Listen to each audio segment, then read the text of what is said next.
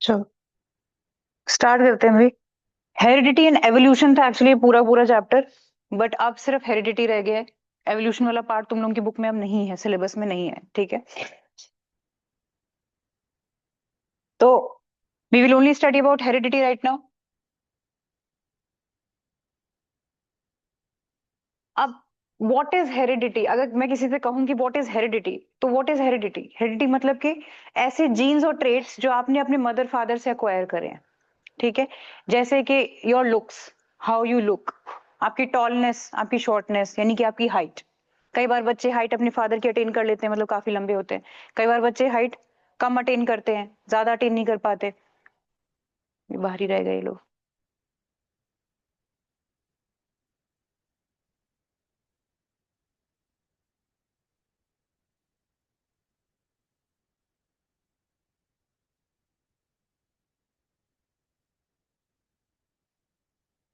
तो हेरिडिटी मतलब कि वो ट्रेट्स जो आपने अपने पेरेंट्स से अक्वायर करे, उसके बाद पेरेंट्स से अक्वायर करने के बाद उन पेरेंट्स ने भी तो अपने मदर फादर से अक्वायर किए होंगे। मतलब कि देयर आर एंसेस्ट्रल ट्रेट्स जो आपकी बॉडी में दिख रहे हैं, आपके फेसेस में दिख रहे हैं, ठीक है। तो ये कैसे अक्वायर होते हैं, ये कैसे आए आप पे, यहाँ पे हम यही देखेंगे भाई। इस चैप्टर में थोड़ी सी मैथ्स भी है, तो उसके लिए भी रेडी रहना। क्या होना? Sorry sorry.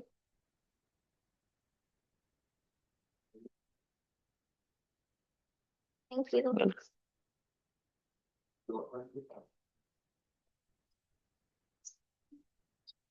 तो अब इसमें सबसे पहले, जैसे कि हम सारे एक दूसरे से अलग अलग लग रहे हैं, ठीक है।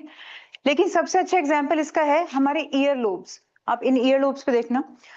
कई लोगों के ईयर लोब्स तो जैसे मेरे दिख रहे हैं ऐसे ही होते हैं, बहुत लोगों के ऐसे होते हैं कि यानी ये जो चीज होती है नीचे की ईयर लोब होता है, ये आपके चीक की ये चीक बोन से अलग होता है, सेपरेट होता है। और कई लोगों का एग्जैक्टली exactly बिल्कुल उसी से चिपक के होता है। यानी कि अगर ये आपका कई लोगों के तो ये ऐसे होते हैं, यानी ये सॉरी मेरा ईयर लोब ऐसा बन गया, ये सेपरेटेड होता है। और कई लोगों का कैसे होता है, जैसे ये फेस है, ऐसा होता है। इनके ईयर लोब्स कई बार ऐसे भी होते हैं, ऐसे भी होते हैं लोगों के। तो ये इसका मतलब क्या है, ये हेरिडिटी है। इसका मतलब उनके मदर या फादर में से किसी एक का ऐसा है, या फिर दादा दादी या फिर नाना नानी का ऐसा है। पर किसी ना किसी का तो ऐसा है पीछे से।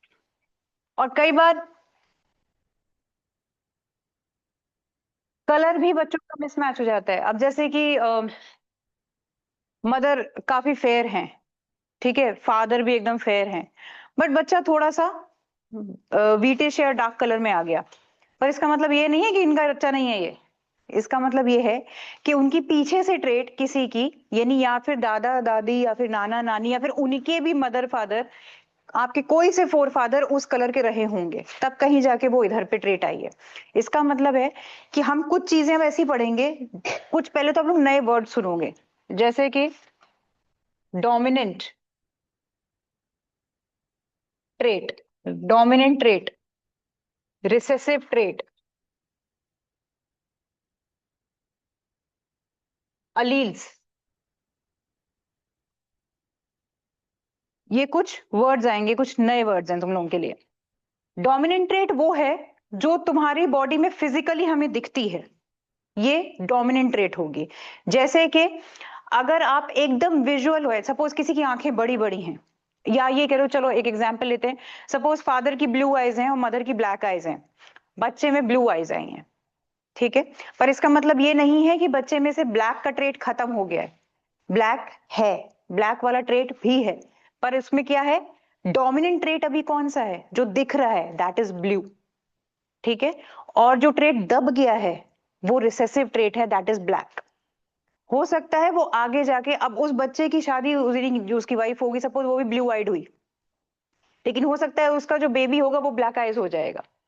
क्यों? क्योंकि फादर के में अभी भी उसकी मदर का जीन तो था, वो रिसेसिव वाला। हो सकता है बच्चे पे आके वो डोमिनेंट हो जाए। हमारे ये जीन्स चलते रहते हैं, जरूरी नहीं है कि अगर आपके में कोई ट्रेट डोमिनेंट दिख रहा है तो वो आपके आगे की जनरेशन में भी डोमिनेंट हो सकता है वो रिसेसिव हो जाए, और उसके बाद से आपकी पूरी ट्रेट ब्लैक आई हो जाए, वहां से पूरे ब्लू आई खत्म ही हो जाए जनरेशन से, ऐसा भी होता है। लेकिन ऐसा हो सकता है कि 5 6 10 जनरेशन के बाद फिर से एक ब्लू आएगा, बच्चा हो गया। तो इसका मतलब ये है कि वहां की वहां से आ गई ट्रेट।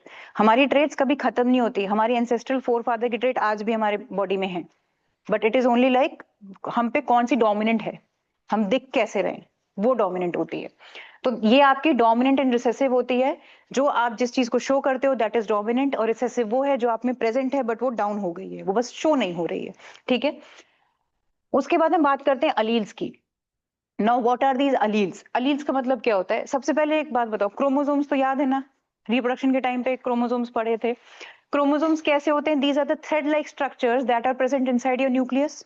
ठीक है, हर सेल के न्यूक्लियस के अंदर एक क्रोमोसोम्स प्रेजेंट हैं, थ्रेड लाइक बंडल में बने हुए। And at the time of division, जब मियोसिस पे डिवीजन होती है तो उस टाइम पे क्या होता है, ये जल्दी जल्दी अपने आप को पेयर्स में रीअरेंज कर लेते हैं, राइट?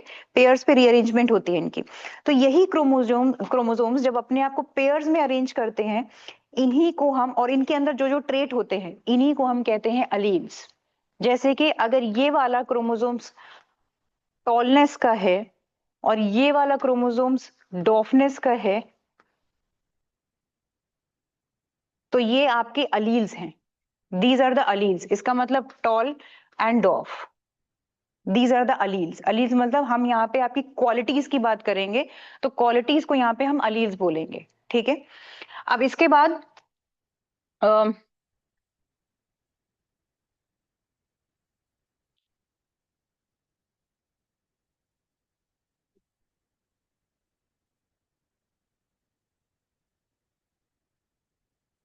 शुरू करते हैं थोड़ा और।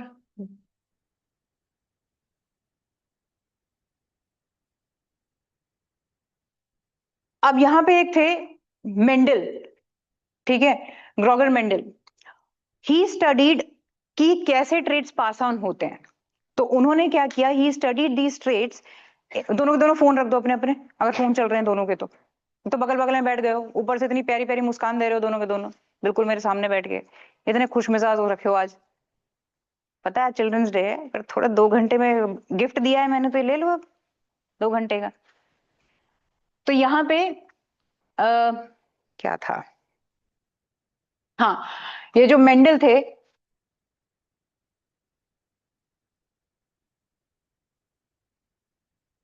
He studied P plants. उन्होंने कुछ मटर के प्लांट्स उठाए और पी प्लांट्स पे स्टडी करना चालू करा। अब सबसे पहले ये क्वेश्चन आता है कि ये आदमी पी प्लांट पे ही क्यों काम कर रहा था, किसी और पे कर देता, मैंगो पे कर देता, क्यों नहीं किया इसने? क्योंकि मैंगो, इट इज सेड कि मैंगो जो आदमी लगाता है वो खा नहीं पाता। अगर आप प्लांट लगाते हो मैंगो का तो उसके बाद आपकी नेक्स्ट जनरेशन खाएगी, उसे आप नहीं खाओगे, क्योंकि उसमें बहुत लेट प्लांट आता है, वो फ्रूट आता है। तो ही पी प्लांट जस्ट बिकॉज एक तो इसकी लाइफ स्पैन इज शॉर्ट, इसकी शॉर्ट लाइफ।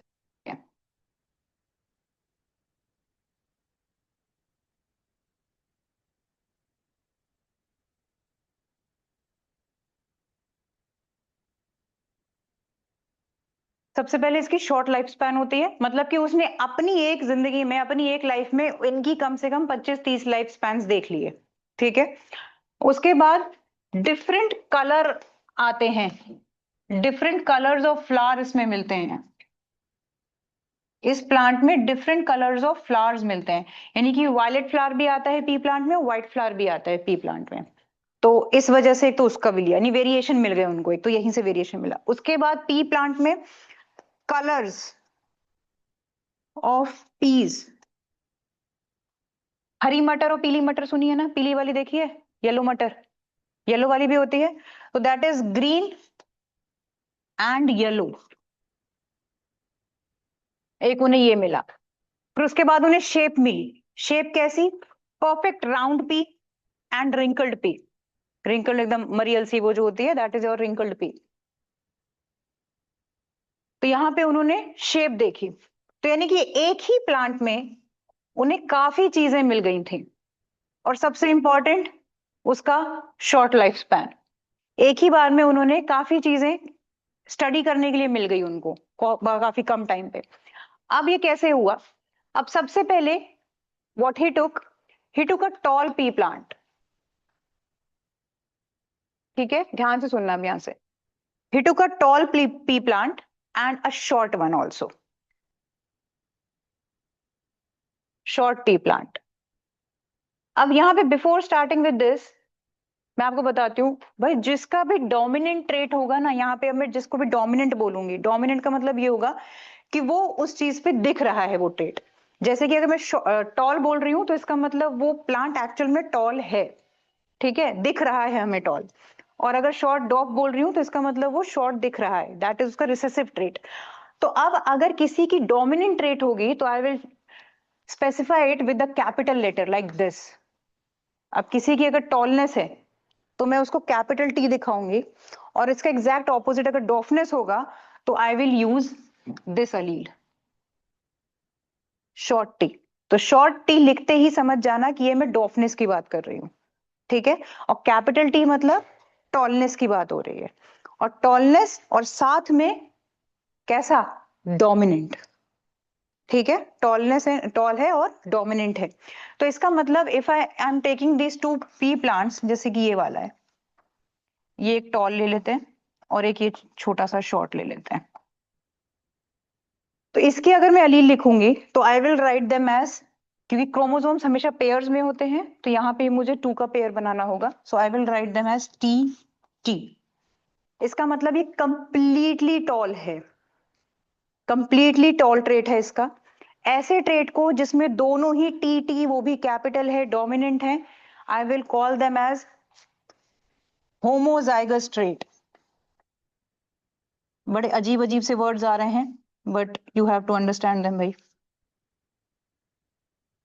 होमोजाइगस, होमो मतलब एक जैसे, ठीक है। So these are homozygous trait. यहाँ पे आपको exactly capital T and capital T दिख रहा है, दोनों ही ट्रेट्स, यानी कि इसके अंदर पूरी तरह सिर्फ टॉल के सारे ट्रेट्स हैं, कोई भी डॉफनेस का ट्रेट नहीं है इसमें। और इसमें सिर्फ डॉफनेस के ट्रेट्स हैं, स्मॉल टी, ठीक है, सिर्फ डॉफनेस के ट्रेट्स हैं। तो इसको भी मैं होमोजाइगस ट्रेट बोलूंगी, क्योंकि इसमें भी स्मॉल टी दोनों में है। समझ में आ रहा है ये पॉइंट? क्योंकि ये मिस होगा तो फिर आगे और भी खतरनाक चीजें थोड़ी थोड़ी। तो यहां से ये हो गया, ठीक है। अब इसके बाद इसको एज अ मदर, इसको तो फादर अगर ले ले, और इनके बीच में क्रॉस पॉलिनेशन करवाई उन्होंने। क्रॉस पॉलिनेशन जब हुई तो व्हाट ही सॉ, एक सेकेंड,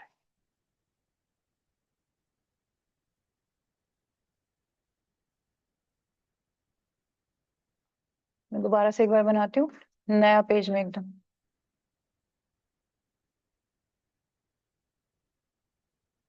अब देखना यहाँ पे, ठीक है। अब यहाँ पे देखना, इसके बीच में क्रॉस करवाते हैं। इनका जब इन्होंने क्रॉस करवाया तो अब एक बात देखो, आपके अंदर जो जीन्स घूम रहे हैं ना, उस जीन्स में आपकी एक एक बॉडी की इंफॉर्मेशन है। Your eye colour, your hair colour, your height, skin colour, everything. आपकी हेरिडिटी में जितनी भी इंफॉर्मेशन है वो सारी आपके डीएनए में प्रेजेंट है।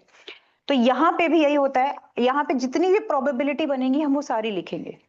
यहाँ पे जैसे कि अगर मैं इनके क्रॉस करवाती हूँ, लाइक डिस्ट्रीब्यूटिव प्रॉपर्टी हम मैथ्स में पढ़ते हैं, थोड़ी सी वहां से आएगी, यहां से ये टी लो, यहां से ये टी लो, एक ये प्रोबेबिलिटी बनती है, ठीक है। ये क्रॉस अगर इनका होगा तो उसके बाद ये इनके इस प्रोबेबिलिटी में बच्चे निकलेंगे, मतलब ये कहने का है, ठीक है। उसके बाद इसको फिर इससे करवाओ क्रॉस, एक ये।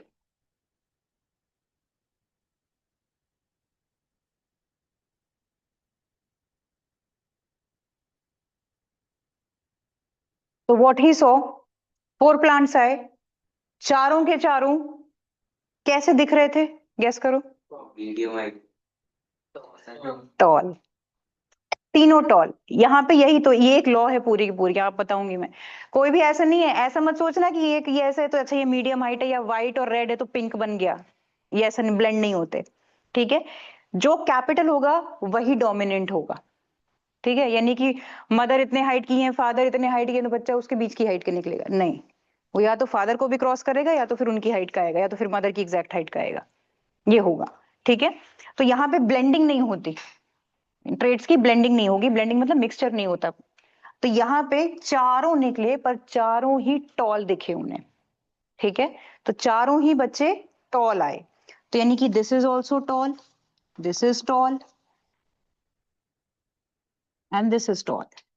पर यहां पे उन्होंने एक चीज देखी कि भले ही डोमिनेंट ट्रेट तो टॉल था और रिसेसिव ट्रेट भी पर इसमें प्रेजेंट है, स्मॉल टी भी है कहीं ना कहीं, भले ही वो दिख नहीं रहा बट वो रिसेसिव पे आया था। ऐसे ट्रेट्स को हम कहते हैं हेट्रोजाइगस ट्रेट्स। ये कैसे थे? ये होमोजाइगस थे क्योंकि इसमें एग्जैक्ट सेम थे। ये हेट्रोजाइगस ट्रेट्स आ गए, ये हेट्रो है अपने आप में, ये हेट्रो है अपने आप में, ये हेट्रो है। तो हम इसको बोलेंगे F1 जनरेशन, और इसको हम कहते हैं F1 जनरेशन, मतलब कि फर्स्ट जनरेशन। जनरेशन को हम यहाँ फिलियल भी बोलेंगे, filial generation, filial world generation. What is F1? F का मतलब होता है फिलियल, पहली जनरेशन। सिंपल लैंग्वेज में बोली जाए तो ये पहली जनरेशन थी इनकी, ठीक है, जिसमें मदर फादर ये ले गए और ये बच्चे आए, तो हम इसको F1 प्रोजेनी बोलेंगे। प्रोजेनी बोलो, जनरेशन बोलो, ये सब वर्ड्स सेम ही हैं, ठीक है। F1 जनरेशन या फिर F1 प्रोजेनी आई है, ये F1 प्रोजेनी है, ठीक है। अभी तो हमने क्या किया था, दोनों ही होमोजाइगस ट्रेट्स को बनाया था तो हमें हेट्रोजाइगस ट्रेट्स मिले, ठीक है। तो F1 प्रोजेनी आपने एक चीज देखी कि सारे ही टॉल दिख रहे हैं। तो ऐसी चीज को जिसको हम देख सकते हैं, मतलब उसकी फिजिकल अपीयरेंस की अगर हम बात करते हैं तो उसको हम कहते हैं फिनोटाइप। उसका फिजिकल अपीयरेंस कैसा है यहाँ पे? टॉल। इसका मतलब मैं अगर आपसे अब ये पूछूं, not I will not ask your physical appearance, I will say what is the phenotype of this generation, तो you will say tall. Phenotype कैसा है इनका? टॉल। फिनोटाइप मतलब इनके फिजिकल अपीयरेंस कैसा है? टॉल है। समझ में आई ये चीज? समझ में आई? तो I will use the word phenotypic ratio, ठीक है। तो अब यहाँ पे अगर मैं रेशियो की बात करूं तो आप एक चीज देख रहे हो, यहाँ पे सारे सेम रेशियो के निकल रहे हैं, 1:1:1, 1:1 की रेशियो है, सारी इक्वल है। टॉल ये भी, टॉल ये भी, टॉल ये भी, टॉल ये भी, तो 1:1 की रेशियो बोलेंगे, यानी इक्वल है। तो इसे हम कहते हैं, आप देख रहे हो सबके अंदर जीन्स भी तो सेम है। जीन्स सेम का मतलब टी, टी इसमें भी है, कैपिटल टी छोटा टी, कैपिटल टी छोटा टी, कैपिटल टी छोटा टी, सब में एक जैसा ही है। तो इसको हम कहेंगे जीनोटिपिक रेशियो या फिर जीनोटाइप। जीन, क्योंकि हम we are now talking about the genes. तो जब हम अंदर के इंटरनल जीन्स की बात करें, रिसेसिव और डोमिनेंट दोनों की, तो हम उसे जीनोटाइप बोलेंगे। और जब हम उसका physical appearance, how it is looking exactly, हम उसके जीन्स पे ना जाएं तो हम उसे फिनोटिपिक में बोलेंगे, ठीक है। तो यहाँ पे इसकी जीनोटिपिक और फिनोटिपिक दोनों ही 1:1 आ रही है, ठीक है। तो F1 जनरेशन इसकी 1:1 की चलती है, फिनोटाइप भी और जीनोटाइप भी, ठीक। लेकिन अब यहीं पे अगर मैं एक काम करती हूँ,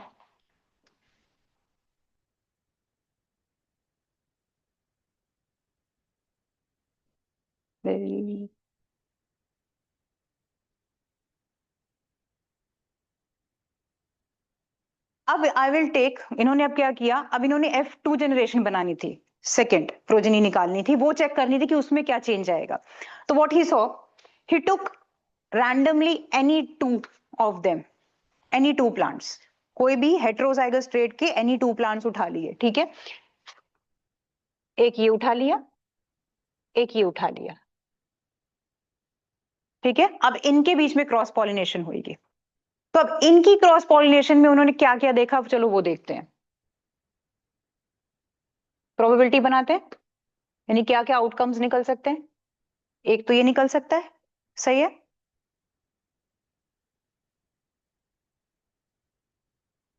एक ये निकल सकता है, ठीक है।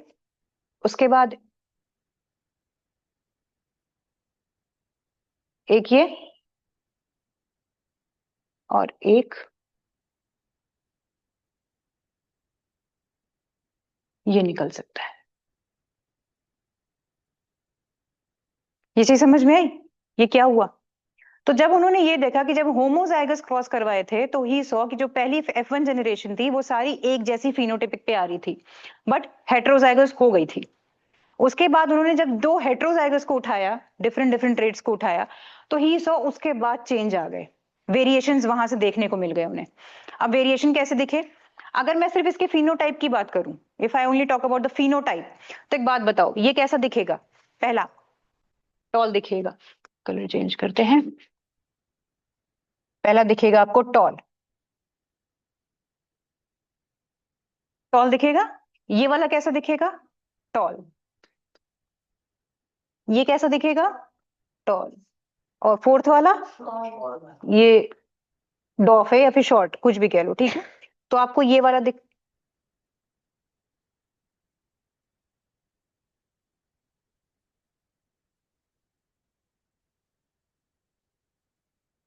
हम्म, तो आपको एक दिखा शॉर्ट, भैया मैं यहां से डाल रही हूँ शॉर्ट। तो नाउ यू हैव सीन कि फिनोटाइप यहां से आ गई, तीन टॉल दिखे, एक शॉर्ट दिखा। तो इसका मतलब फिनोटाइप रेशियो इसकी क्या आ रही है? 3:1 की इसकी फिनोटिपिक रेशियो आ गई, ठीक है। और अगर मैं इसके जीनोटिपिक रेशियो की बात करूं तो क्या आएगी? गेस करो। सही, 1:2:1। 1:2:1 कैसे आई? सिर्फ अब जीन्स को ध्यान देना, जीन्स पे आपको सिर्फ कैपिटल टी दिख रहा है, ये एक ही है ऐसा, और कहीं नहीं दिख रहा है ऐसा, तो उसको मैंने बोल दिया अलग से 1। ये वाला एग्जैक्ट जीन दो दिख रहे हैं, तो I have written 2 over here. और ये वाला एग्जैक्टली एक ही दिख रहा है ऐसा, स्मॉल टी वाला, तो इसको मैंने अलग से लिखा 1। तो यानी कि यहाँ पे आपके क्वेश्चंस आते हैं कि जीनोटाइप रेशियो बताओ, फिनोटाइप रेशियो बताओ, F1 प्रोजनी का, F2 प्रोजनी का, और भी एक वर्ड रह गया, मोनोहाइब्रिड क्रॉस। आपने अभी अभी ये जो पढ़ा है, मोनोहाइब्रिड क्रॉस पढ़ा है। मोनोहाइब्रिड का मतलब you have only studied about the cross about a single variation, मतलब आपने सिर्फ अभी टॉलनेस और डॉफनेस, हाइट से रिलेटेड ही सिर्फ पढ़ाई कर रहे हो अभी आप। मोनोहाइब्रिड इसको कहते हैं, यानी अभी आप सिर्फ एक ही कैरेक्टरिस्टिक पकड़ रहे हो, उसकी हाइट, इसे कहते हैं मोनोहाइब्रिड, ठीक है। So this is your monohybrid cross. अब इसके बाद हम पढ़ेंगे डाई हाइब्रिड क्रॉस, जिसमें we'll study about the two different characteristics. एक हम पढ़ेंगे शेप, और एक हम पढ़ेंगे कलर। शेप एंड कलर उठाएंगे उस टाइम पे, ठीक है। फिलहाल आपको मोनोहाइब्रिड क्लियर हुआ, मोनोहाइब्रिड क्लियर हुआ, फिनोटिपिक और जीनोटिपिक इसकी क्लियर हुई। आदित्य हुआ? झा जी, आदित्य तुझसे पूछ रही हूँ, हुआ? लग नहीं रहा। F2 प्रोजनी पे, F2 प्रोजनी का जीनोटिपिक रेशियो बताइयो। 1:2 रेशियो, हाँ, ठीक है। कितने टॉल निकलेंगे? हाँ, तो फिनोटिपिक रेशियो क्या आई? फिनोटिपिक रेशियो बताओ। ठीक, ये समझ में आ गया, ठीक है। ये हो गया मोनोहाइब्रिड था ये, ठीक। अब हम पढ़ेंगे डाई हाइब्रिड, ठीक।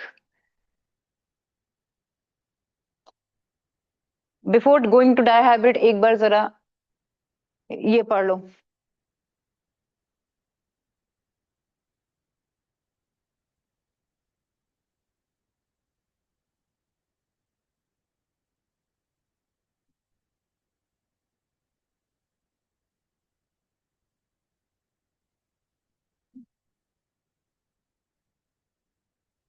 किसी के स्कूल में ये चैप्टर हो गया है?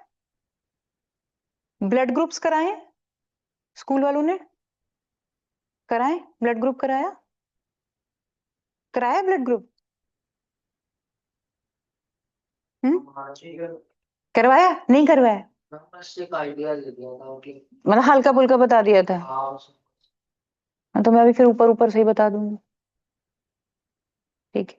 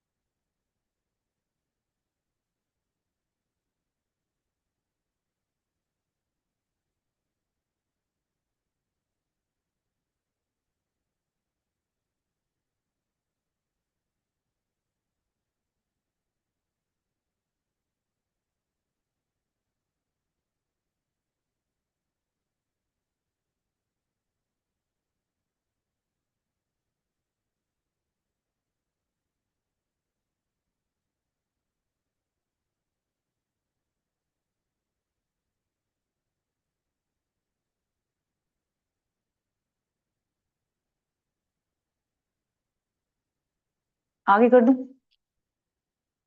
बता देना।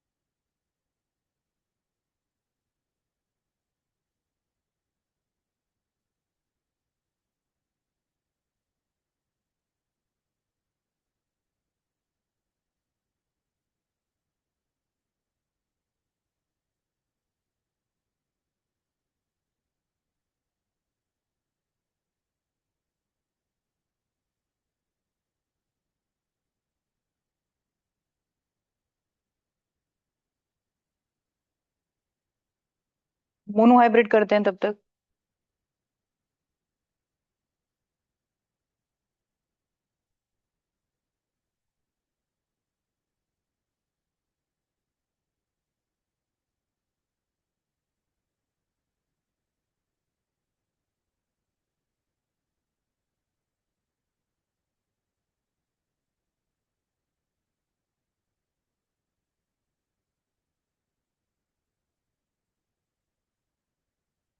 नहीं, ये मोनो हाइब्रिड नहीं है, डाई हाइब्रिड होगा सॉरी।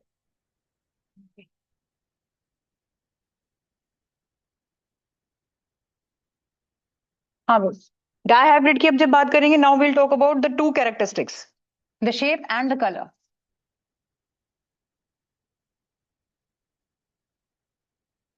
Shape and colour. अब यहाँ पे we'll study about to shapes, एक होगी राउंड और रिंकल्ड।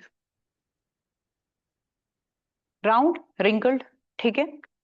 और कलर की बात करेंगे तो एक होगा green and yellow. Green and yellow. अभी कब ज्यादा एडवांटेजेस होती है? Suppose there is a farmer, उसके पास ग्रीन पीस तो हैं बट रिंकल्ड पीस है, ग्रीन है बट रिंकल्ड है, तो वो भी डिमांड में नहीं आएंगी।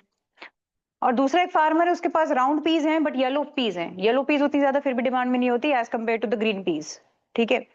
नाउ ही, अब उनको ऐसा चाहिए, एंड स्पेशली येलो वाले का तो फिर भी चल रहा है काम, बट ग्रीन पीस वाले का तो बिल्कुल काम नहीं चल रहा होगा, बिल्कुल जरा लॉस में जा रहा है, बिकॉज रिंकल पीस कोई लेना पसंद नहीं करता। तो नाउ अब वो थोड़ा सा उससे हेल्प लेगा, जेनेटिकली मॉडिफाई करवाएगा अपनी पीस को, और डेफिनेटली उनको फिर ठीक करवाएगा वो, कि उसके कुछ सीड्स अच्छे हो जाए। Now how he will get these seeds? अब मैंने क्या बोला, उस एक फार्मर के पास तो कैसे हैं, राउंड है और येलो सीड्स हैं, ये उसका डोमिनेंट ट्रेट है, ठीक है। इसलिए मैंने कैपिटल पे लिखा है, राउंड एंड येलो ये उसका है, तो मैंने इसी को डोमिनेंट ट्रेट ले लिया है, ठीक, क्योंकि ये बेटर ट्रेट है फिर भी as compare to the other one. उस वाले को मैं लूंगी रिंकल्ड एंड ग्रीन। मैं लिख देती हूँ यहाँ, मैं किस, ये इसको मैं मान रही हूँ रिंकल्ड एंड ग्रीन, और इस वाले को I am assuming round and yellow. हमेशा क्या करना, जिसको कैपिटल ले रहे हो उसी का ही शॉर्ट लेना है आपको, ठीक है। अगर अलग वर्ड्स में ले लिया तो आप ही कंफ्यूज हो जाओगे उसमें, ठीक। तो इससे बेटर है उसी का ही एक छोटा वर्ड ले लो, किसी एक को डोमिनेंट मान लो और अगले को रिसेसिव करके उसको स्मॉल कैपिटल लेके आओ। अब यहाँ पर एक के पास राउंड एंड येलो थे, दूसरे के पास रिंकल्ड और ग्रीन थे, ठीक है। तो इसका जब उन्होंने देखा, अब भाई मैंने ये ट्रेड्स क्या सही लिखे हैं, ये ट्रेड्स मैंने गलत लिखे हैं। राउंड है तो इसका मतलब I am only talking about, जब मैं राउंड की बात करूंगी तो इसका मतलब वो दो क्रोमोसोम मुझे राउंड के रखने होंगे, क्योंकि ये किसके क्रोमोसोम्स हैं, शेप के हैं, तो शेप के भी डबल में आएंगे। कलर की बात करूंगी तो ये है, इसका एक्चुअल ट्रेट ये है, ठीक है, डबल डबल पे। इसी तरह इसका भी आएगा, रिंकल्ड भी दो हैं और यहाँ पे भी दो आएंगे ग्रीन। ये इनका ट्रेड्स होंगे, ठीक है। अब इन्होंने क्या किया, इनका क्रॉस करवाया। अब इनका क्रॉस पॉलिनेशन होगा पहले तो, ठीक है। अब इनका पहले हम क्रॉस पॉलिनेशन अगर करवाएंगे तो क्या निकल के आने वाला है, गेस कर सकते हो? राउंड एंड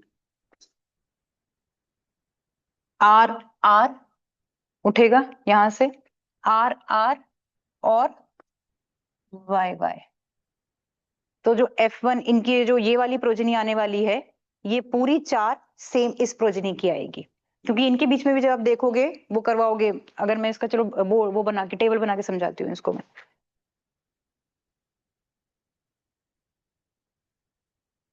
टेबल बनाते हैं इसका,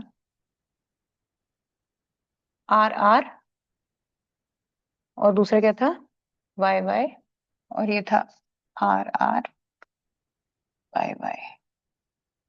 ठीक, क्या मैंने गलत लिख दिया है?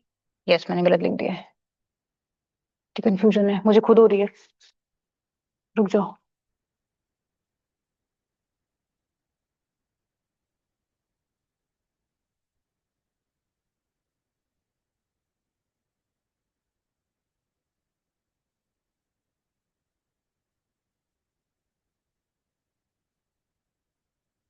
उठाओ, आर आर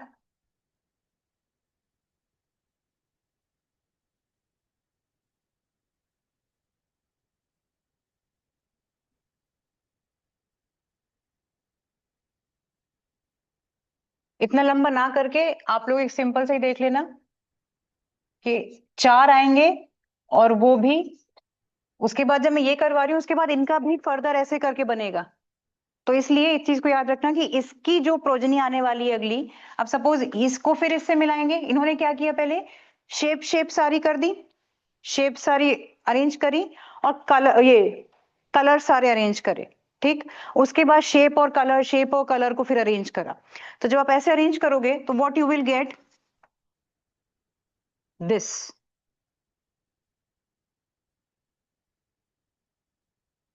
चार ऐसे निकलेंगे, और ये चारों कैसे आए, कैसे हैं देखने में चारों? फिनोटाइप क्या है इनका, राउंड और येलो। चारों ही डोमिनेंट राउंड और येलो के आए, ठीक है। चारों ही राउंड और येलो के डोमिनेंट आए हैं। तो यानी कि ये जो इनकी F1 निकली है, ये राउंड और येलो पे निकली है। F1 इनकी राउंड और येलो निकली, बिल्कुल उसी तरह जैसे वो अगला ट्रेट हेट्रोजाइगस आ गया था ना, वो होमो से हेट्रो आ गया था, इसी तरह ये भी हेट्रोजाइगस ट्रेट आ चुका है अब। इसके बाद अब इससे दो रैंडम उठाए जाएंगे, वो F2 प्रोजनी बनाएगा इनका, ठीक है। अब वो F2 प्रोजनी कैसे बनेगी उस पे देखते हैं क्या क्या निकलेंगे।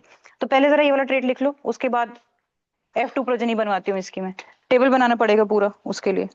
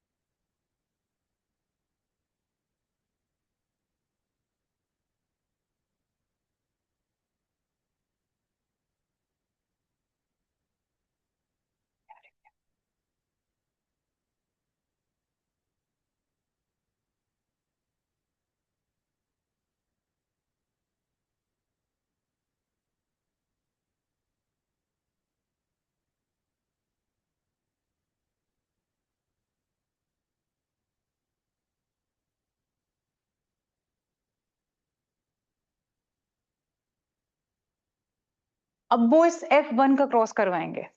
अब इस F1 का क्रॉस कैसे होगा देखते हैं। ये हटा दूं, ये हटा रही हूं।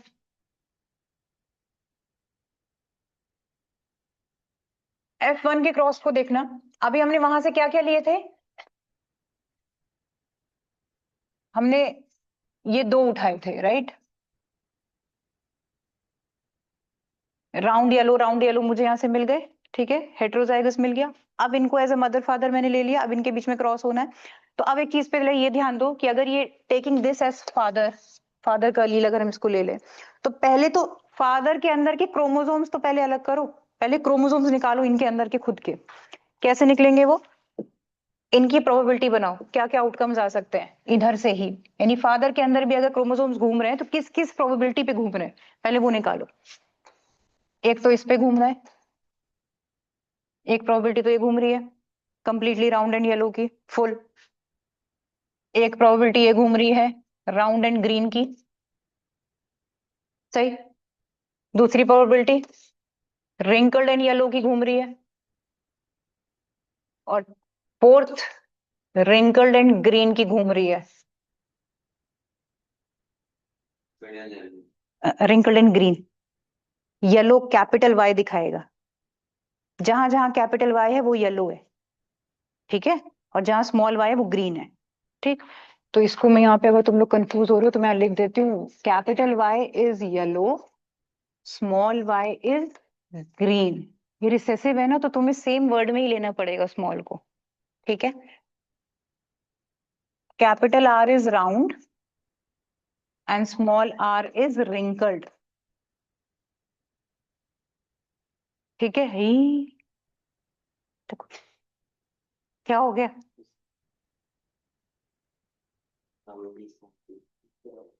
अच्छा इतनी देर से ये हो रहा है भगवान।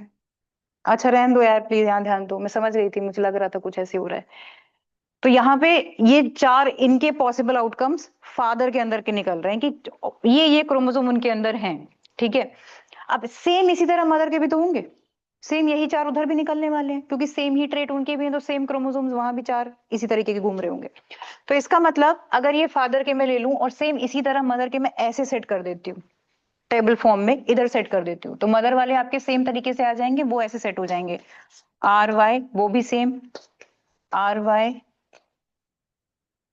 कैपिटल वाई और स्मॉल आर स्मॉल वाई, ये सेट हुए, ठीक। अब इसके बाद अगर इनकी प्रोबेबिलिटी में टेबल बनी तो क्या प्रोबेबिलिटी निकलेगी इनके मैच होने की, मतलब क्या क्या मिक्स हो सकते हैं, ब्लेंड क्या क्या हो, ब्लेंड नहीं मतलब मिक्स क्या क्या हो सकता है, ये सारी प्रोबेबिलिटीज मिक्स हो सकती हैं। अब क्या क्या आ सकती हैं टेबल में, जरा अपने खुद से बनाना शुरू करो, मैं भी यहाँ बना रही हूँ, अपने में भी बनाना शुरू करो। इतने में नहीं आएगा, ये क्या नाम है इसका, व्हाट्स योर नेम, अक्षता। अक्षता, इतने में नहीं आएगा, इस पेज में बनाओ। मदर फादर ऐसे है। ये F1 प्रोजनी है ना, F1 प्रोजनी से उठा के हमने यहाँ पे लिया है ना, इसमें नहीं वेरिएशन हुआ क्योंकि सेम प्लांट के ही तुमने F1 प्रोजनी उठाई थी ना, सेम प्लांट का था ना वो, इसलिए। ये ह्यूमन से मत कंपेयर करना इसको, ऐसे तो ये ब्रदर सिस्टर निकल रहे हैं।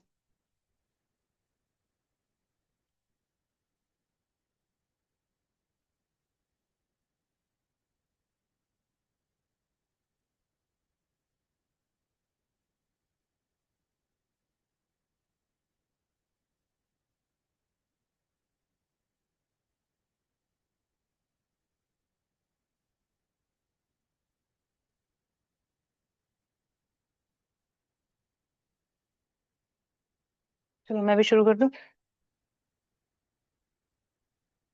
Take a different colour.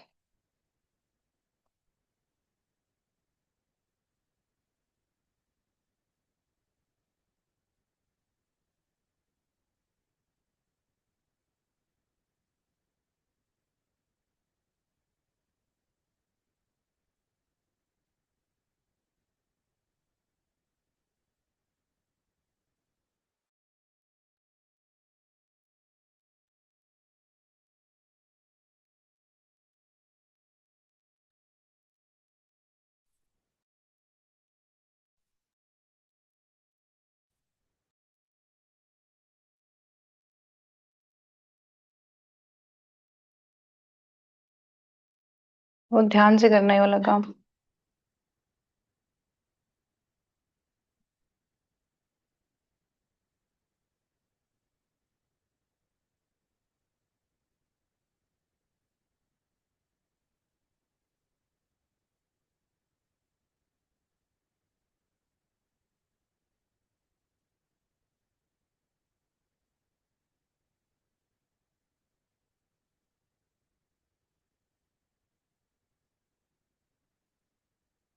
Table पे ओवर राइट मत करना अपने टेबल पे।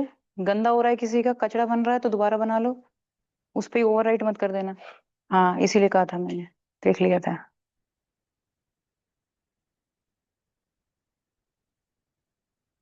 अब जरा कोशिश करो, इसमें से कितने तुम्हें फिनोटाइप राउंड के दिख रहे होंगे, राउंड येलो दिख रहे होंगे। नहीं, फिनोटाइप्स लिखने की कोशिश करो जरा, सब गेस करो क्या क्या किसकी किसकी दिख रही है तुम्हें।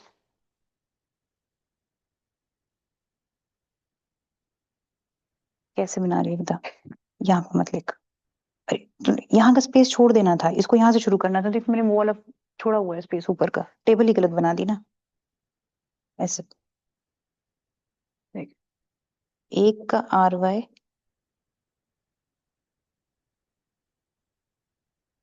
सॉरी, ये था ना, तो यहाँ से लिखो। ठीक। तो ऐसे में कंफ्यूजन नहीं होगी, अब करो। अब यहाँ पे देख, ये RR दिख रहे हैं, तो RR लिखो। यानी कि शेप साथ साथ में लिख लो, कलर साथ में लिख लो। फिर ये आर यहाँ आएंगे। फिर कैपिटल वाला पहले, फिर स्मॉल वाला बाद में। ठीक, कर लोगे ना।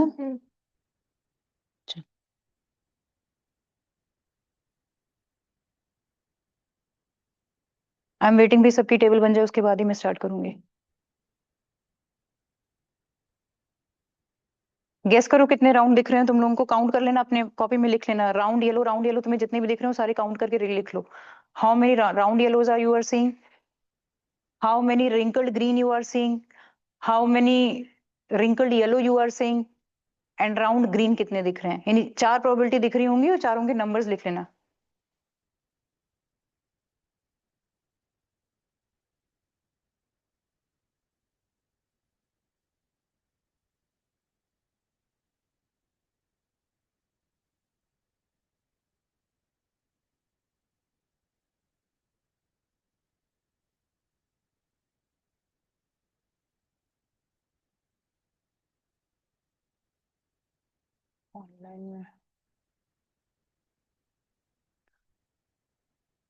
ऑनलाइन में, Aditya Mishka, in case screen off हो जाए तो प्लीज लेट मी नो।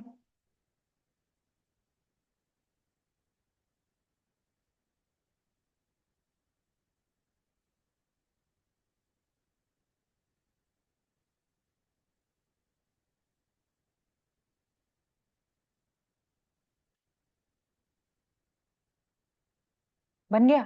बना? इससे मैच कर लो, फिर मैं स्टार्ट कर रही हूँ। देखते हैं कितने ग्रीन क्या निकल रहे हैं, क्या क्या प्रोबेबिलिटीज निकल रही हैं, लेट्स सी।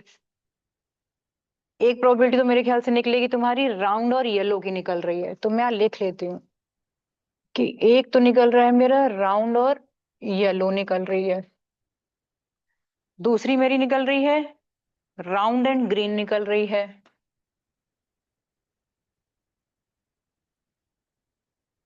एक निकल रही है राउंड और एक निकल रही है शायद रिंकल्ड और येलो।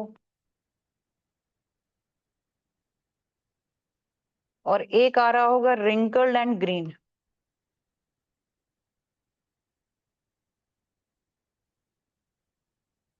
ना, राउंड और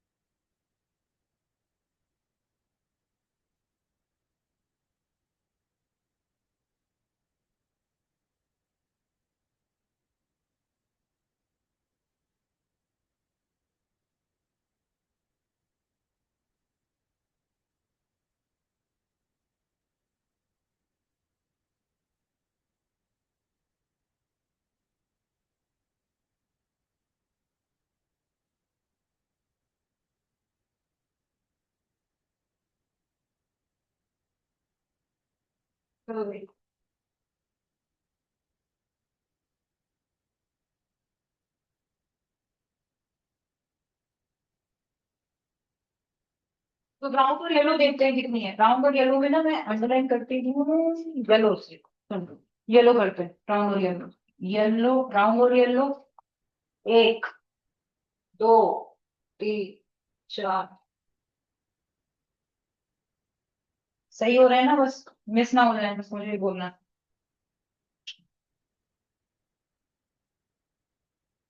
इसने कितने देखे? 9 तक।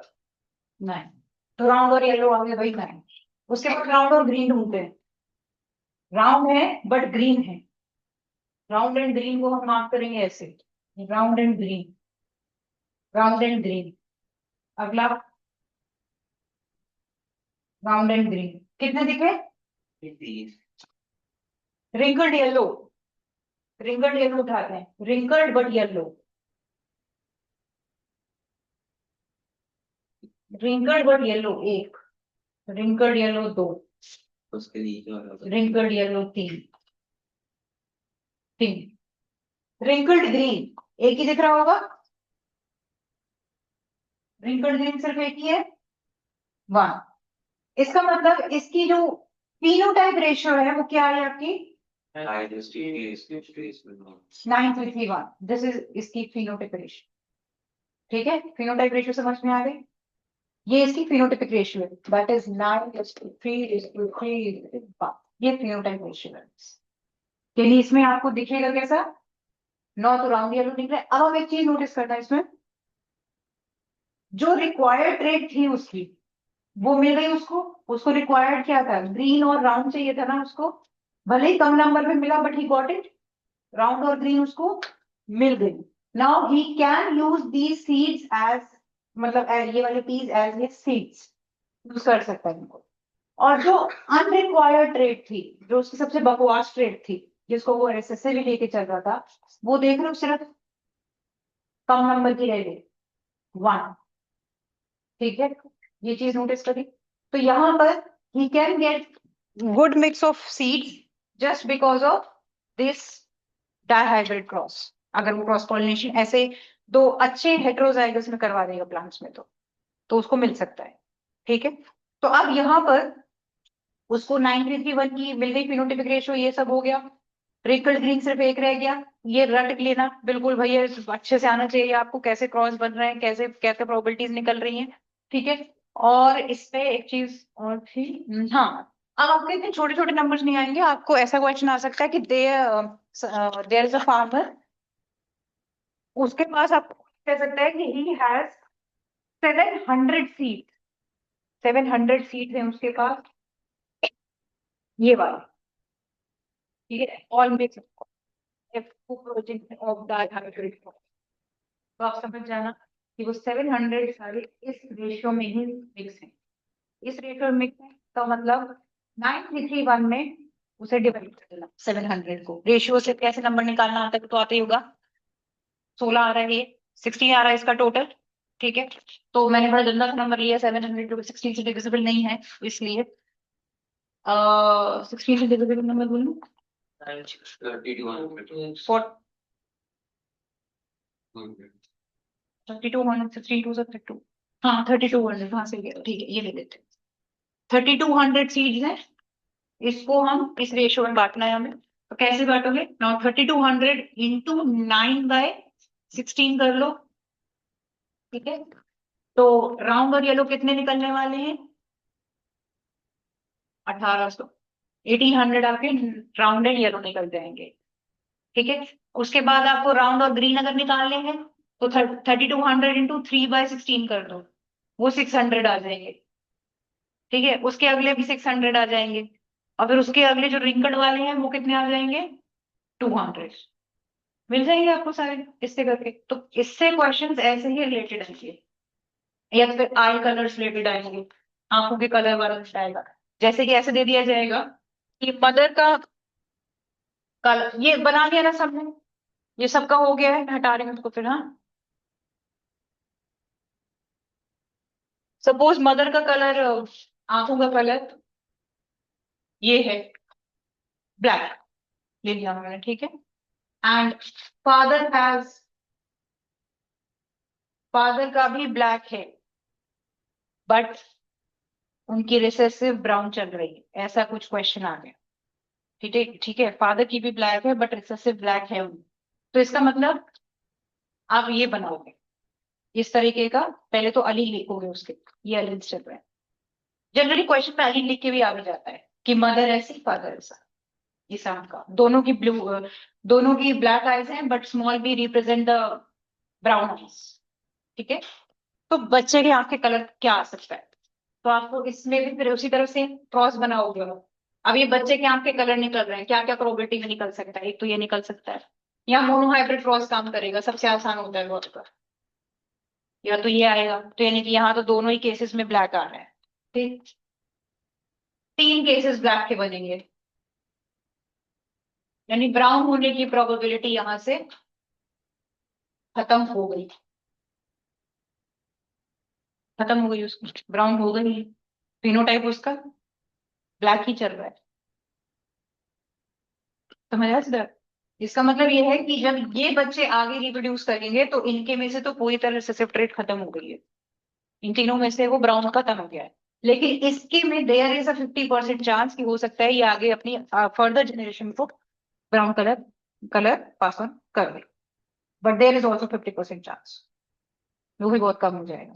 तो यहाँ पे वही, यानी यहाँ पे इसका क्या आ रहा है आपको, पूरा 1:1 का रेशियो निकल रहा है,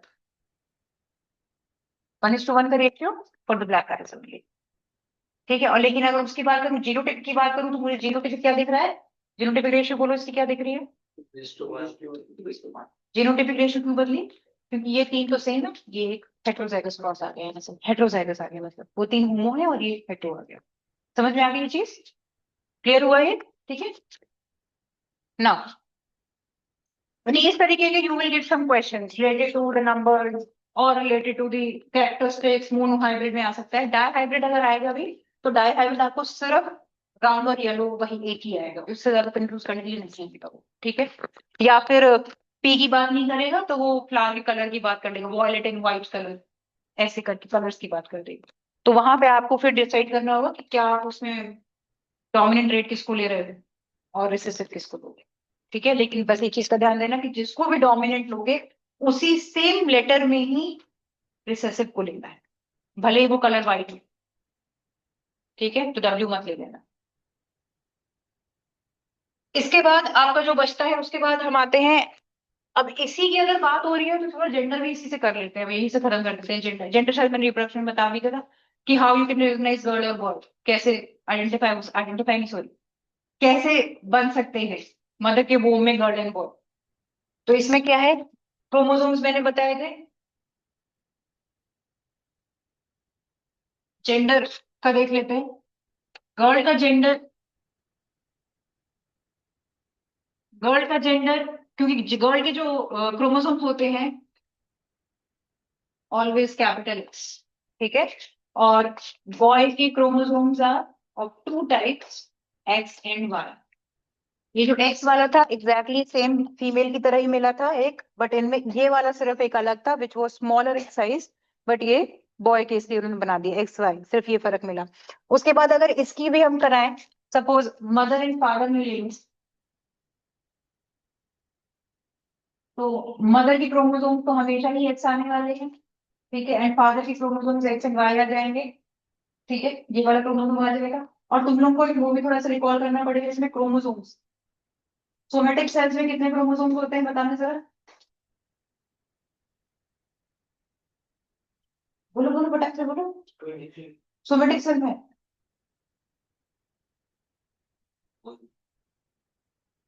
पहले तो सोमेटिक सेल बताना क्या है,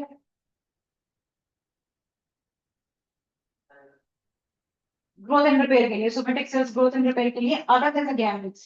रिप्रोडक्टिव सेल से अलग जितने भी सेल्स हैं सारे आपके सोमेटिक सेल्स हैं। इनके अंदर there is 46 chromosomes with the pair of 23, proper pairing होती है इसमें, प्रॉपर पेयर मिल जाते हैं एकदम फिक्स। बॉय के है तो X Y X Y X Y X Y सारे मिलते हैं। ठीक है, लेकिन वहीं अगर मैं नॉर्मल गैमीट्स की बात करूं, तो गैमीट्स आपके कैसे होते हैं? गैमीट्स में haploid होते हैं, these are diploids, these are haploid. Gametes has only 23 chromosomes in them, half the number of your normal.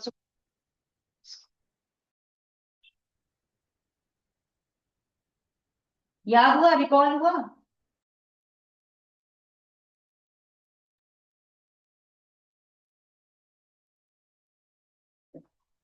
Recall हुआ ये? मुंडी यार, रिकॉल नहीं हुआ होगा, पता नहीं। 23 होते हैं तुम्हारे गैमीट्स में, रिप्रोडक्टिव सेल्स में only half the number of your normal chromosomes. आपके जनरली 46 ही होते हैं, बट इसमें सिर्फ 23 होते हैं। 23 भी ऐसे होते हैं जिनका पेयर सिर्फ 11 पेयर में होते हैं, 11 पेयर बनते हैं, मतलब कि 22 क्रोमोसोम्स तो पेयर सेट कर लेते हैं अपने। लेकिन वो जो एक क्रोमोसोम है जो ऑड नंबर का रह गया, ये तो खाली घूम रहा है। ठीक है, तो फीमेल में अगर ये खाली घूम रहा है तो वो एक्स ही होगा, कोर्स वो एक्स ही तो होगा फीमेल वाला, क्योंकि फीमेल के अंदर एक्स ही क्रोमोसोम्स है। खाली भी घूम रहा है तो वो एक्स ही घूम रहा है। ठीक है, वही मेल के अंदर का अगर हम देखें, तो मेल में बाकी के एक्स वाई पेयर बन गए। अब वो जो 23rd नॉन पेयर्ड है, अब वो डिपेंड करता है कि हो सकता है वो एक्स घूम रहा हो, या हो सकता है वो वाई हो, एक्स वाई कुछ भी हो सकता है। ठीक है, तो अब अगर ये इससे मैच हुआ तो गर्ल हो जाएगी, ये इससे मैच हुआ तो बॉय हो जाएगा। जाइगोट फॉर्मेशन बॉय का हो जाएगा। जाइगोट फॉर्मेशन में सिर्फ यही वाले काम करते हैं, वो जो मिसमैच वाले घूम रहे होते हैं। ठीक है, क्योंकि बाकी तो अपना पेयर बना लेंगे 46 के लिए। वो जो 46 पेयर होता है वो जेंडर का पेयर बनता है। ठीक है, तो यहाँ पे इसी तरह होता है, अगर ये और ये मिले तो एक्स एक्स गर्ल, ये और ये मिला तो एक्स एक्स गर्ल, ये और ये मिला तो X Y, that is boy, ये और ये मिला again X Y, that is also boy. So there is 1:1 का चांस, गर्ल बॉय कुछ भी हो सकता है। ठीक है, कोई यहाँ पे ऐसा नहीं है कि 3:1 की प्रोबेबिलिटी भी नहीं है, या 1:3 की प्रोबेबिलिटी भी नहीं है, इक्वल चांसेस है इसीलिए। ठीक, दैट इज 1:1। इसका फिनोटाइप भी आप वही देख रहे हो, जीनोटाइप भी आप वही देख रहे हो, सेम रेशियो पे चलता है। ठीक है, समझ में आ गई ये चीज? ठीक है, तो हमने यहाँ जेंडर में अब यहाँ से पढ़ लिया। उसके बाद यहाँ पढ़ेंगे हम 3 लॉज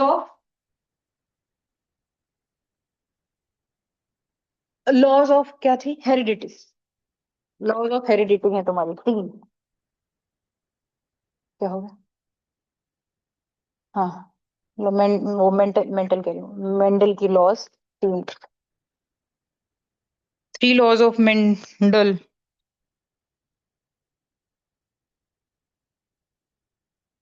थोड़ा रेस्ट ले लें 5 मिनट का।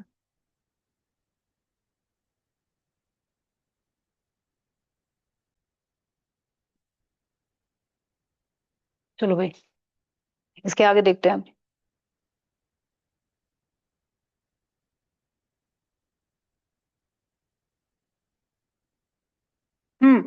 इसका आंसर है कि why Mendel only chose the pea plants. तो ये उसी के यहाँ पे आंसर लिखा है, different characteristics which were easy to tell.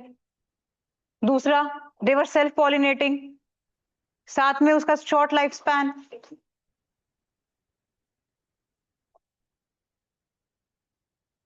ये जरूर लिख लेना प्लीज, ये 4 points. You can write in your own words, but ये 4 पॉइंट जरूर लिख लो छोटे छोटे करके।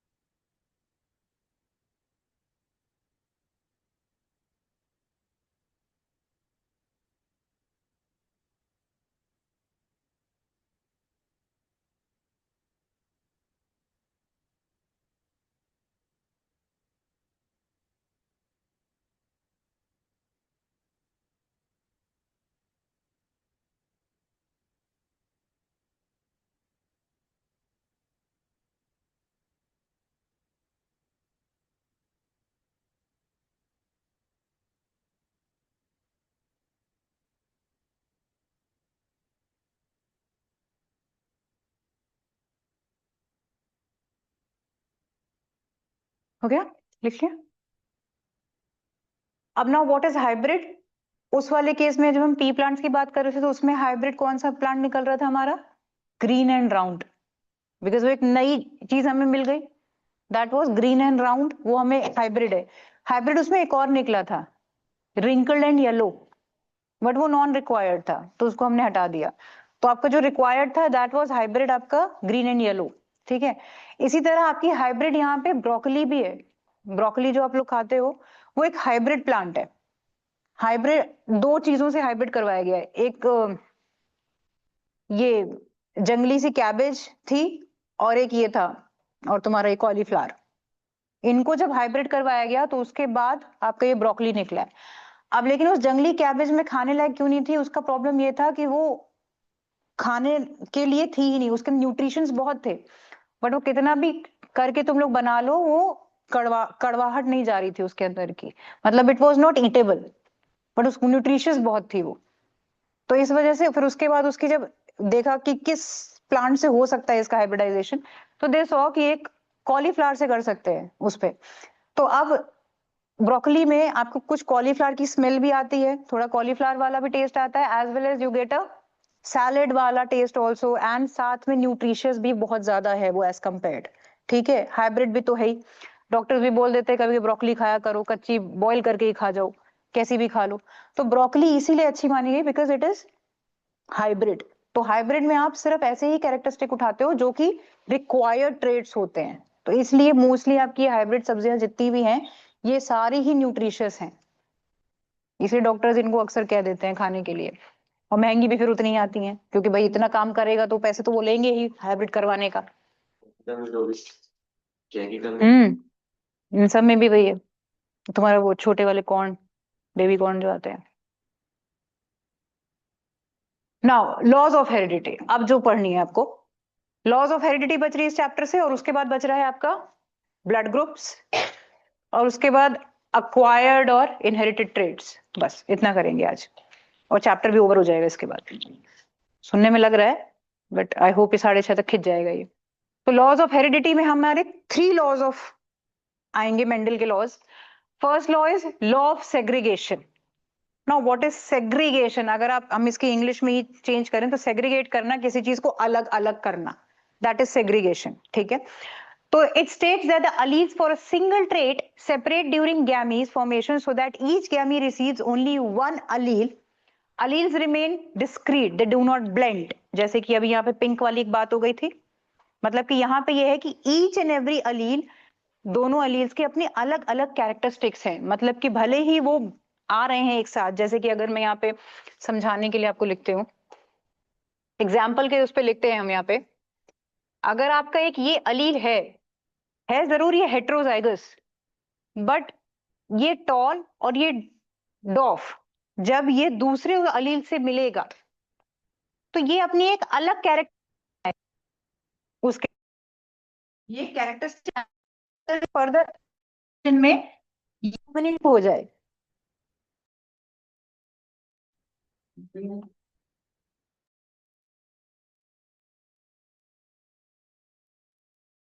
तो इसे ये है आपकी लॉ ऑफ सेग्रीगेशन, मतलब कि each and every allele has its separate base, उसका एक अलग ही अपनी खुद की आइडेंटिटी है, ठीक है। अगर ये टॉल है तो ये वाले टॉल के साथ मिलके ये टॉल बनाएगा, ठीक है। ऐसा नहीं होगा, चलो ये टॉल है और ऐसा नहीं होगा कि ये और ये है तो बच्चा मीडियम साइज का होगा, टॉल और शॉर्ट के एक बीच का।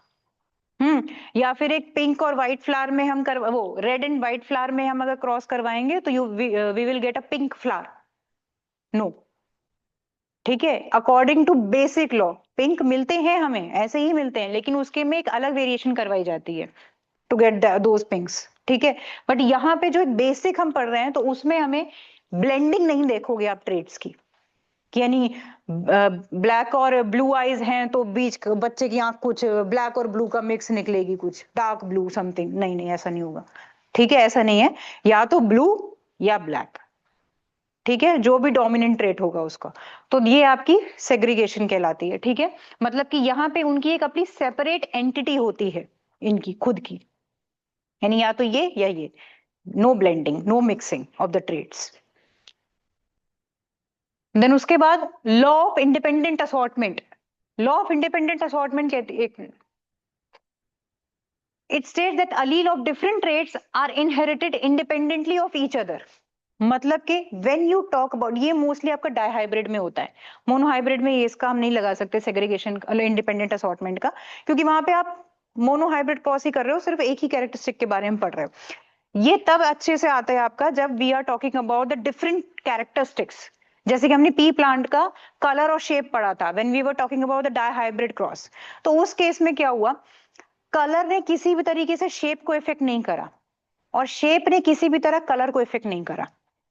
ये नहीं है, शेप ने ये नहीं देखा कि मैं ग्रीन के साथ थी तो मैं ग्रीन के साथ ही शेप ये रहेगी, नहीं, वो अपना एक अलग है शेप, कलर अपना एक अलग रखता है। तो इसको कहते हैं कि यहाँ पे इनहेरिटेड इंडिपेंडेंटली डिफरेंट ट्रेट्स अपना अलग अलग काम करते हैं। अगर यानी कि यहाँ पे हम बात कर रहे थे अलील्स अलग अलग अपना काम करते हैं, इसी तरह यहाँ पे अपनी अपनी ट्रेट्स अलग अलग काम करती है। शेप है तो शेप अपने शेप पे ही ध्यान देगी, वो कलर से उसे कोई मतलब नहीं होगा कि वो टॉल है तो मैं ये येलो की शेप में टॉल के साथ ही रहूंगी, ऐसा नहीं है, वो ट्रेट अपना अलग रहेगी। ठीक है, उसके बाद लॉ ऑफ डोमिनेंस, ये सबसे इजी है। लॉ ऑफ डोमिनेंस का मतलब ये है कि जो कैरेक्टरिस्टिक जो आपको क्रोमोसोम सबसे ज्यादा दिखेगा उसी को हम डोमिनेंस कहलाते हैं, उसी को हम डोमिनेंट बोलते हैं।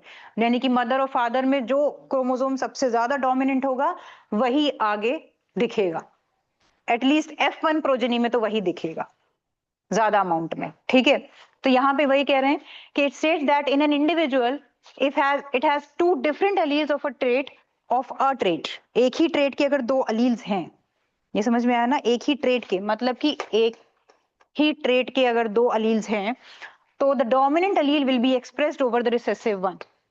एक ही ट्रेट, तो which one will recessive, this one will recessive and this one will dominant. पर डोमिनेंट होने का मतलब ये नहीं है, या रिसेसिव होने का मतलब ये नहीं है कि वो बेचारा रिसेसिव अपना पूरा वजूद खो दे, ऐसा नहीं है। ठीक है, वो रहेगा बट किसी और में रहेगा। मैंने खुद ये चीज देखी थी, एक फैमिली थी, उनके चार ही बच्चे थे, चार बच्चों में पहले तीन जो उनके थे वो तीनों बच्चों की आंखें काली थी, चौथे की ब्राउन थी, चौथे की ब्राउन थी। और एक्चुअल जब मैंने उनकी फैमिली को देखा ना, मुझे एक्चुअल में पूरा ये मेंडल की लॉज आंखों में घूम रही थी मेरे। उसके बाद तीन बच्चे हाइट में थे और ये सबसे छोटा, एक्चुअल में यहाँ पूरी 3:1 का रेशियो दिखने लग गया, फिनोटाइप टाइप उनकी 3:1 3:1, आंखों में भी दिख गई, हाइट में भी दिख गई। तो यानी कि वो जो चौथा निकल के आया वो बिल्कुल ही वो वाली ट्रेट निकली उनकी, रिसेसिव वाली निकल गई। बट हाँ वो मैम ब्राउन वीडियो आंखें नहीं। विजिबल नहीं है।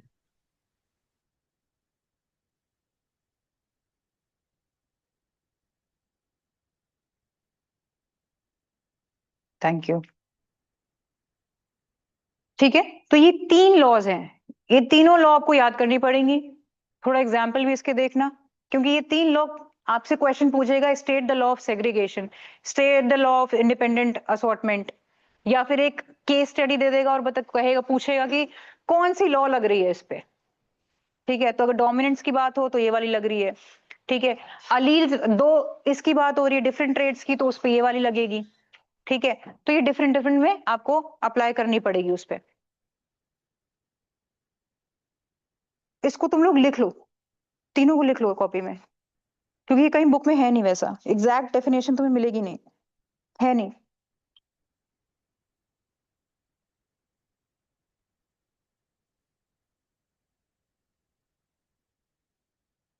लिख ले सिद्धार्थ।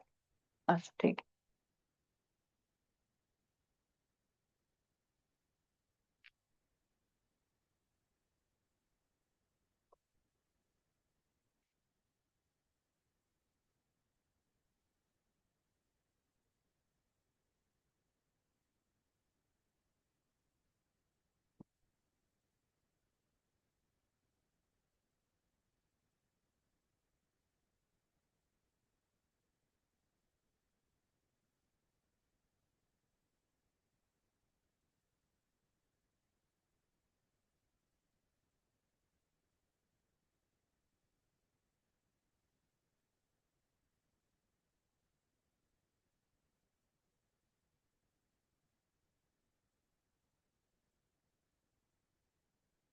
लिख लेना तो बता देना।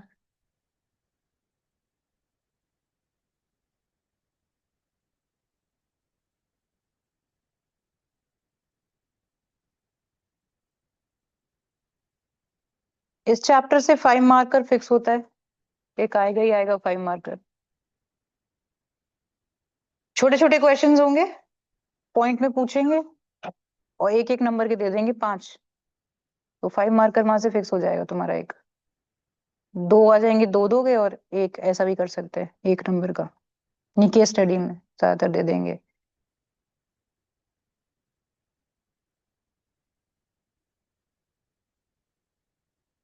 ये चैप्टर इंटरेस्टिंग है, लेकिन अगर तुम लोग इसके ढेर सारे क्वेश्चंस करो, try doing different kind of questions, exemplar से उठाओ क्वेश्चंस कुछ, और कोई अगर तुम लोगों के पास सैंपल पेपर की बुक है तो उससे उठाओ प्रीवियस ईयर क्वेश्चंस, तो उससे देखो ये कैसे कैसे क्वेश्चंस एक्चुअली में आ रहे हैं इस चैप्टर से, क्योंकि बाकी में तो रट्टाफिकेशन है, बट इसमें थोड़े थोड़े से प्रैक्टिकल क्वेश्चन आएंगे।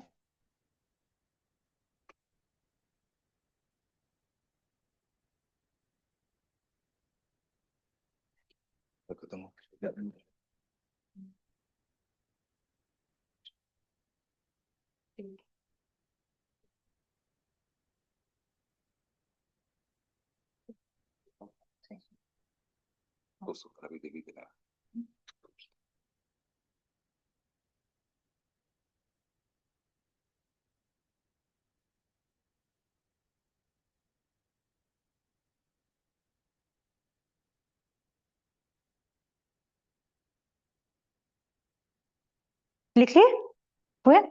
चलो इसके बाद देखते हैं अक्वायर्ड और इनहेरिटेड ट्रेड्स क्या होते हैं। अक्वायर्ड ट्रेड्स और इनहेरिटेड ट्रेड्स बहुत इजी से हैं,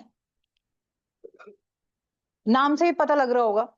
इनहेरिटेड ट्रेड्स मतलब कि ऐसे ट्रेड्स जो आपको मदर फादर एंसेस्टर्स से मिले हैं, जैसे कि आपके लुक्स, ठीक है।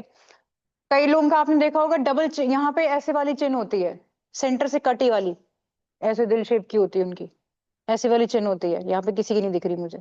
ऐसी वाली चिन्ह भी होती है, वो बहुत रेयर होती है, इतनी ज्यादा इजीली नहीं दिखती, बट वैसे लोगों की होती है। तो ये एक इनहेरिटेड ट्रेट है, क्योंकि ये हो सकता है पीछे से कहीं से आ रहा हो, किसी फादर या मदर किसी से आया हो, या ना नानी से किसी से आया हो। ये ईयर लोब वाला, ये आपकी इनहेरिटेड ट्रेट पे आता है।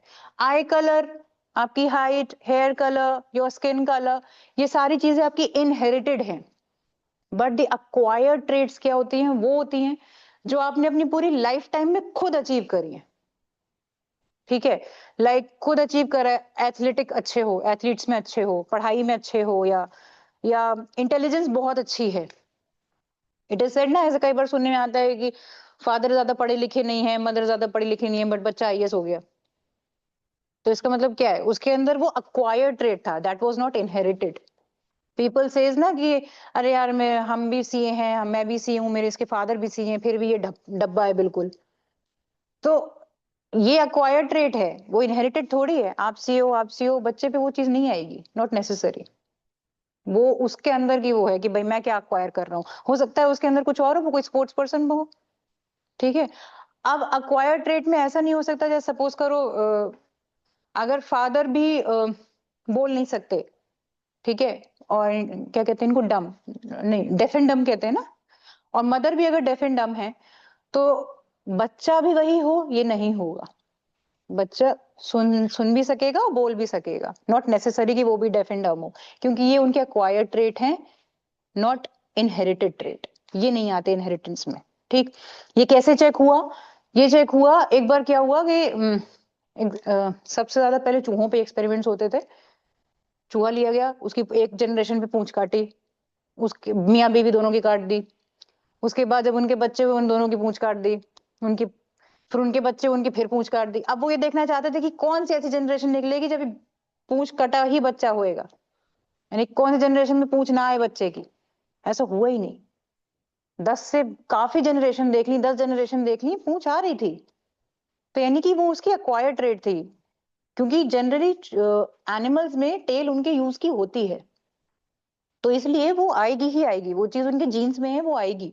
बट ऐसी चीजें जो आपके यूज में नहीं है, वो डेफिनेटली धीमे धीमे, जैसे मैंने वेस्टिजियल ऑर्गन बताए थे आपको बॉडी में, अपेंडिक्स बताया था, तो अपेंडिक्सिस कोई यूज नहीं है, अभी निकाल के हटा दो, कोई फर्क नहीं पड़ेगा, दिखेगा भी नहीं वो, ठीक है। वो कोई किसी को लेना ही नहीं है, इसलिए वो ऐसे ऑर्गन्स जो आपकी बॉडी में अब यूज के नहीं है। अब जैसे बॉडी से टेल खत्म हो गई, टेल खत्म हो गई, पहले कहते हैं ह्यूमंस की भी टेल थी, तो टेल खत्म हो गई। अब हम नहीं पेड़ों में कूदते पूंछों के साथ इधर उधर चिंपैंजीज की तरह, अब हमें जरूरत नहीं है उसकी, इसलिए वो खत्म है, धीमे धीमे धीमे धीमे करके खत्म हुई है, ठीक है। तो ऐसे एनिमल्स जिनमें रिक्वायर्ड चीजें हैं वो कभी नहीं जाती। तो these are your acquired trait जो आप में अब हैं। पढ़ाई में अच्छे हो, पढ़ाई में अच्छे नहीं हो, किसी और चीज में अच्छे हो, डांस कोई कोई बहुत अच्छा करता है, तो ये उनके अक्वायर्ड ट्रेट्स है, ठीक है। और वहीं आपके वो लिखने की, कोई कोई कैलीग्राफी करता है, ये सब अक्वायर्ड है। बट वहीं अगर आपके इनहेरिटेड ट्रेट्स की बात करेंगे तो वो आपके पर्सनल ट्रेट्स हो जाएंगे, वो आपसे कोई नहीं ले सकता, ठीक है। तो ये आपके इनहेरिटेड एंड अक्वायर्ड ट्रेट्स हो गए। इसके बाद ब्लड ग्रुप रह गया है। अब ब्लड ग्रुप है, उसको मैं जैसे स्कूल वालों ने कराया फिर वैसे ही करवा देती हूँ।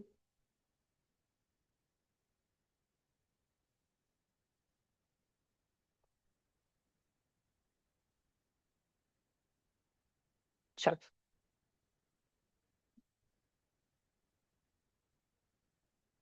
ब्लड ग्रुप में देखो भाई, ब्लड ग्रुप करने से पहले ना थोड़ा एक बेस उसका बस ये देख लेना, बहुत इजी है, ऐसा नहीं है इसमें कुछ 30 मार्क ही नहीं करनी है तुम्हें, सिंपल सा है। यहाँ पे कैसे कैसे ब्लड ग्रुप होते हैं पहले तो वो देख लो। ब्लड ग्रुप ए पॉजिटिव होता है, हम यहाँ पॉजिटिव नेगेटिव में नहीं जाएंगे, we will not go to negative और पॉजिटिव, हम सिर्फ यहाँ पे आरएच फैक्टर पॉजिटिव ही पढ़ेंगे, नेगेटिव वाला एक अलग स्टडी होगी। तो यहाँ पे A B, B positive, O and A B, ये आ गए। ये 4 ब्लड ग्रुप हमारे बेसिक ब्लड ग्रुप से, ठीक है। जिसमें से कि हमारा यूनिवर्सल डोनर या नहीं, यूनिवर्सल डोनर ये है, यूनिवर्सल रिसिपिएंट ए है, ओ है, उल्टा बोल दिया क्या मैंने? यूनिवर्सल डोनर ए बी है,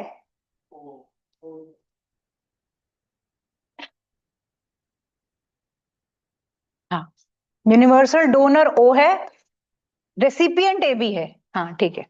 ओ किसी को भी दे सकता है, ओ किसी को भी देगा, किसी का यहाँ पे है ओ, किसी को जरूरत है तो प्लीज इनसे ले लेना, ठीक है। और रेसिपिएंट ए बी है, कोई है यहाँ पे ए बी है, तो है, तो अभी ओ भी था, ए भी नेगेटिव है, अच्छा नेगेटिव पॉजिटिव भी होता है यहाँ पे, लेकिन ये दिक्कत है, ए बी वाला नेगेटिव है तो नेगेटिव से ही लेगा, पॉजिटिव से नहीं लेगा। तुम पॉजिटिव, अच्छा, तो यहाँ पे आपका ये यूनिवर्सल रेसिपिएंट, यूनिवर्सल डोनर ए और बी। अब यहाँ पे ध्यान देना, अगर यहाँ पे हम इसको आई ए और आई बी ऐसे शो करेंगे, अगर किसी का ए है तो हम उसको ऐसे दिखाएंगे, इन दो में, दो का पेयर ही हमेशा बनता है, ये तुम्हें पता है क्योंकि क्रोमोसोम्स की बात हो रही है, डिफरेंट डिफरेंट एलील्स को हम दो पेयर में लेके आते हैं। तो ये अगर ऐसा है तो ये बच्चा तो ए ही आने वाला है, ठीक है, मदर फादर से आए तो ए है। अगर कभी कॉम्बिनेशन ए अलील का ओ के साथ होता है तो ब्लड ग्रुप ए आएगा, मैं ऐसे नहीं बना रही, यहाँ पे सिंपल लिख रही हूँ, ब्लड ग्रुप उसका ए आएगा, ए ब्लड ग्रुप आएगा उसका। ए और ओ में हमेशा ए डोमिनेंट होता है, बी और ओ में हमेशा बी डोमिनेंट होता है, ठीक है। ए बी और ओ में हमेशा ए बी डोमिनेंट, मतलब ओ इज ऑलवेज रिसेसिव, ओ हमेशा रिसेसिव है, ठीक है, ओ हमेशा ही रिसेसिव है। अब इस केस में तेरे फादर या मदर में से किसी का ओ है, किसका है, या दोनों का है, फादर का ओ है, इसीलिए अब यहां पर ये एक तो केस बनता है, ठीक है। ए बी में और किसी का ऐसा है, फादर से ये आया मदर से ये आया, तो वो ए बी है, वो ए बी होगा, ठीक है। तो जिनके तुम्हारे फादर क्या है, बी, मदर याद नहीं, वो भी ए होंगी, वो या तो ए होंगी, इसीलिए तुम ए भी हो। तो ये आपके पेरेंट्स पे डिपेंड करता है। अब यहाँ पे एक क्वेश्चन चलो करके देखते हैं, एक क्वेश्चन करते हैं, सिंपल से चीज समझ गए ना कि मतलब ओ इज ऑलवेज रिसेसिव, हमेशा रिसेसिव होगा वो। एक क्वेश्चन करते हैं, लिखना, लिखना जरा, गेस करना, इसमें जरा बताना बच्चे का क्या होगा। A man has a blood group A, man has a blood group A, capital A, marries a woman having blood group O, मतलब women का O है। When they have a child, what could be the blood group of the child? A, एकदम पटाख से fix. O भी हो सकता है, exactly exactly। ऐसे तो फिर O फिर दुनिया से ही खत्म हो जाएगा यार। लेकिन O कैसे हो सकता है मैं बताती हूँ, करते हैं इसको।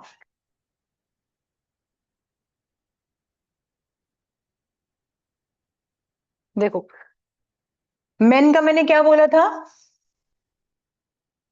ए था, और विमेन का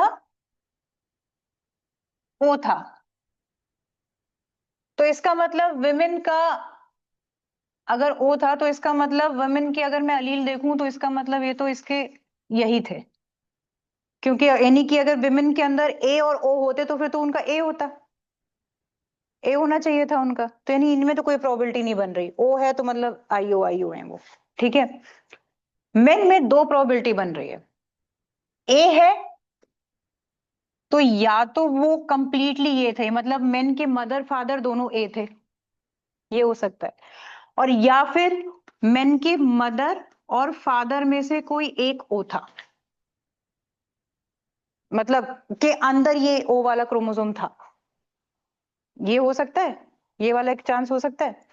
तो यानी क्योंकि इस टाइम पे भी ए ही निकलने वाला है फादर का, यहाँ पे भी ए ही आएगा फादर का, यहाँ पे भी ए ही आने वाला है फादर का, ये चीज समझ में आई। तो यहाँ से दो प्रोबेबिलिटी बनी है।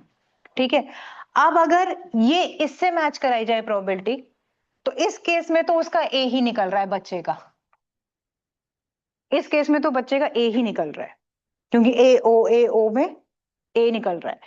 बट अगर इसकी मैच कराई जाए इससे, तो इस पे क्या क्या निकल रहे हैं, हम बना दें इसका जरा, वो बना के देखो इसका क्रॉस, क्रॉस बना के देखो इसका।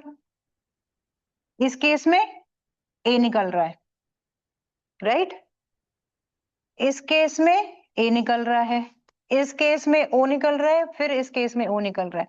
तो यानी यहां से देर इज 50-50% चांस आ रहे हैं कि बच्चा ए भी हो सकता है, ओ भी हो सकता है। तो यानी कि आप एग्जैक्टली पटाख से नहीं कह सकते कि वो ए निकल रहा है। तो यहाँ पे 50-50 चांस हो गए। ये किस पे डिपेंड हुआ, उनकी F1 प्रोजेनी पे, मतलब ये फादर पे डिपेंड हो गया यहाँ पे। वो इनमें से कुछ भी हो सकते थे, क्योंकि हमें उनके आगे पीछे का नहीं पता ना, ग्रैंडफादर का नहीं पता कुछ भी, इसलिए।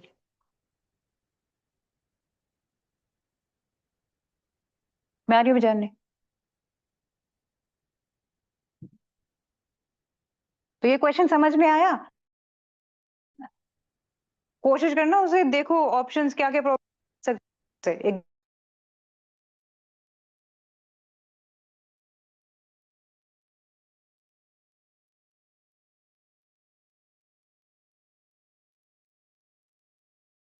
देखो तब तक मैं बस अभी आ रही हूँ।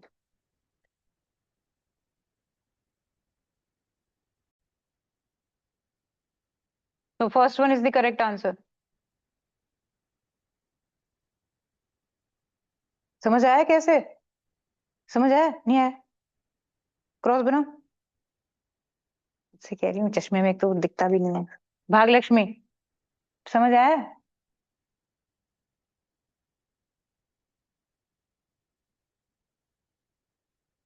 हेलो, यस सर, हाँ हाँ okay sir, I am just sending.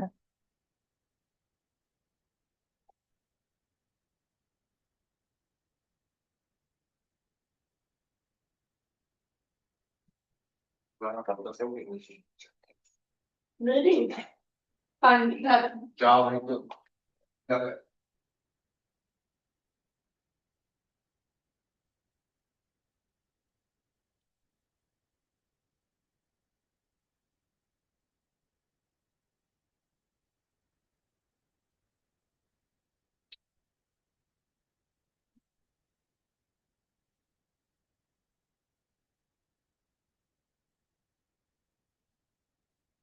Okay, एक और क्वेश्चन है, ये थोड़ा ध्यान से करना है इसको। The following results were obtained by a scientist who cross, सिर्फ काम की चीजें लिख लेना, सुन लो बाकी। The following results were obtained by a scientist who crossed the F1 generation of pure breed parents of round and wrinkled. Round और wrinkled की F1 generation को क्रॉस करवाया है। ठीक है, कैसी है? राउंड और रिंकल्ड है और उसकी F1 जनरेशन को क्रॉस करवाया है। तो डोमिनेंट ट्रेट उसका निकला राउंड सीड्स। जो डोमिनेंट निकला वो थे round seeds. Recessive trait wrinkle seed को ही रखी गई है।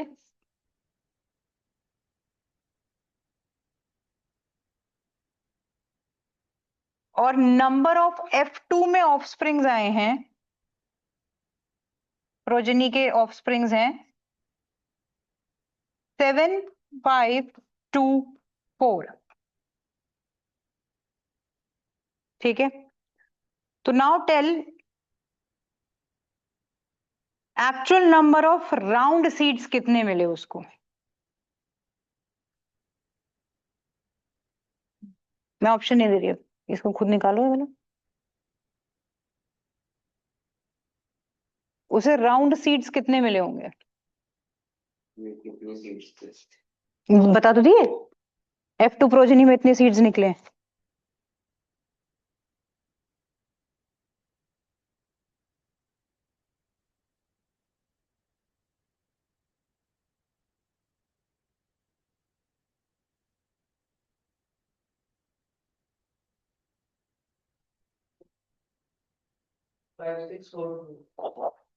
तुम्हारे हिसाब से है 5, 6, 4, 3। ठीक है, देखते हैं और बाकियों को निकलने दो।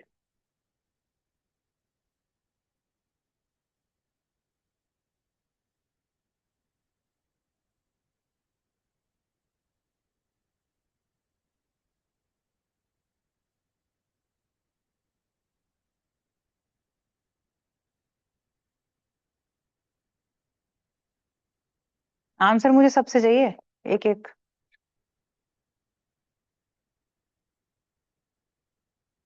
Online you can also send your answers in the chat section.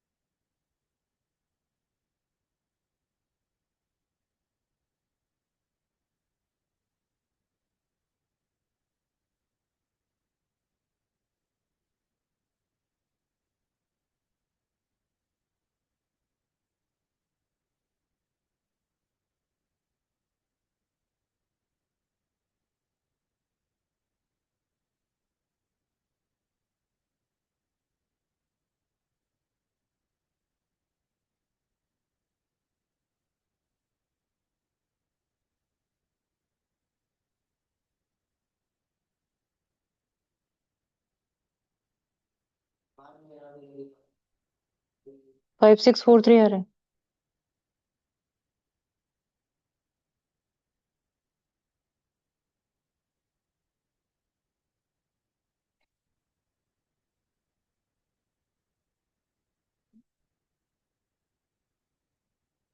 कर विरेश कर, यस कर।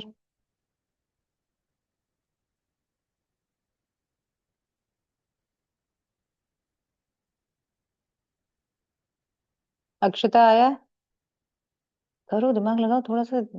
डाई हाइब्रिड क्रॉस पे जाओ, डाई हाइब्रिड पे देखो थोड़ा सा, कितने राउंड थे वहां पे, कहाँ कहाँ पे राउंड था।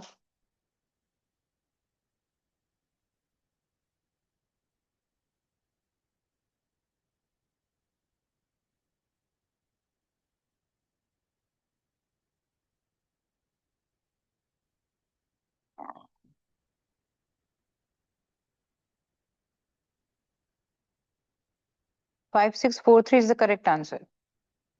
सही है बिल्कुल,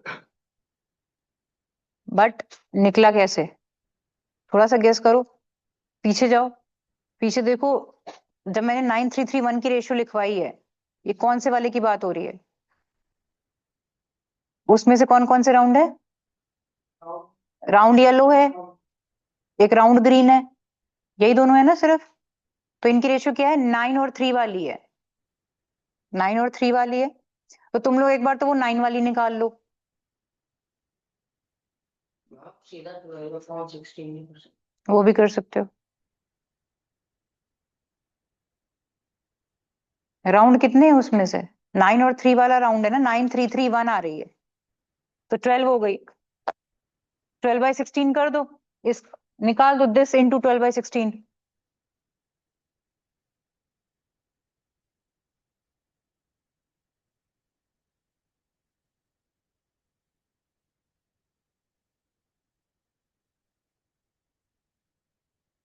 भाई मैं एक बार करके भी दिखा देती हूँ, क्योंकि ऐसे ही क्वेश्चन आएंगे इस चैप्टर से रिलेटेड। तभी मैंने बोला इसमें रट्टाफिकेशन नहीं, थोड़ा प्रैक्टिकल दिमाग लगाना पड़ेगा आपको। इरेज हो जाएगा ये 10 मिनट बाद शायद से। रुक जाओ, आधा घंटा तो इसी में लग जाएगा मुझे।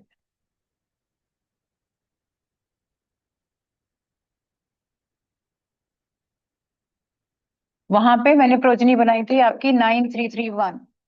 सबसे पहले यहाँ पे आप देख लो, राउंड सीड रिंकल्ड सीड दिखते ही ये डाइहाइब्रिड क्रॉस आ गया है। डाइहाइब्रिड आते ही दिमाग में वो वाली फिनोटिपिक रेशियो चलने लग जानी चाहिए, ये वाली। और इस वाले में राउंड